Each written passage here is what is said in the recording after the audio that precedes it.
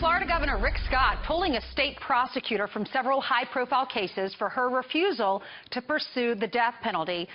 Was this the right call or an abuse of executive power? Here now to debate it is attorney and former prosecutor Elliot Felig and Florida criminal defense attorney Whitney Bone. Thank you both for being with us. Good morning. So, Elliot, why do you support the governor on this decision?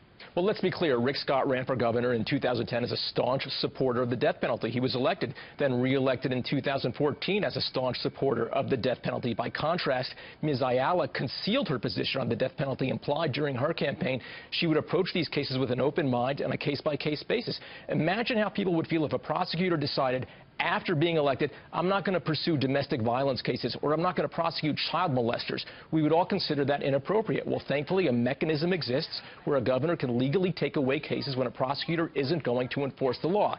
So what Governor Scott is doing is legally permissible, also consistent with the wishes of the people of his state who overwhelmingly support the death penalty. Okay, this prosecutor, Miss Ayala, she's supposed to represent the state. She's supposed to go after these criminals. So, Whitney, I'm curious, why do you support her? Why do you think that she shouldn't seek the death penalty for these criminals?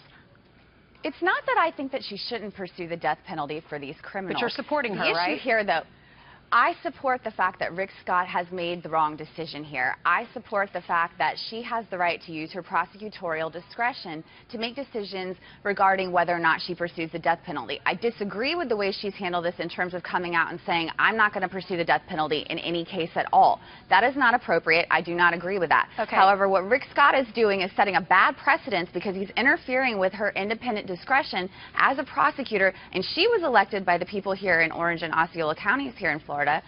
And that is her discretion in terms of whether or not she goes with the death penalty. She used this as a political platform for herself. I will concede that. That is absolutely accurate. All right, that's why these elections are so important. What Rick Scott is doing is no different. Okay, Whitney, let me just remind you, though, what some of these criminals have done. There's one criminal that she won't seek the death penalty for, Markeith Lloyd. He is charged with killing an Orlando police lieutenant and his pregnant ex-girlfriend. There's another person, Larry Perry, accused of beating his infant son to death.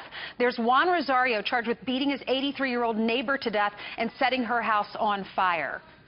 I mean, what do you say to the families of these victims? And I am glad I'm not in a position where I have to tell the families of these victims that, but I will tell you this.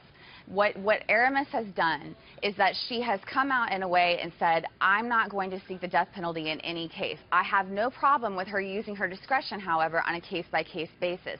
She's playing a political game of chicken, and Rick Scott is playing it back with her at this point. But what's at stake here is exactly as you're pointing out. There are real victims in these cases. There are real defendants who have the right to have this system have integrity.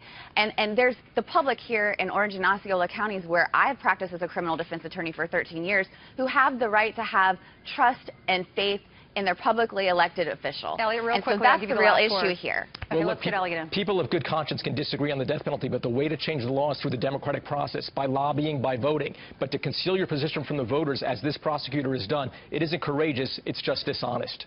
All right, thank you both for being with us. Elliot and Whitney, have a great day. Thank you.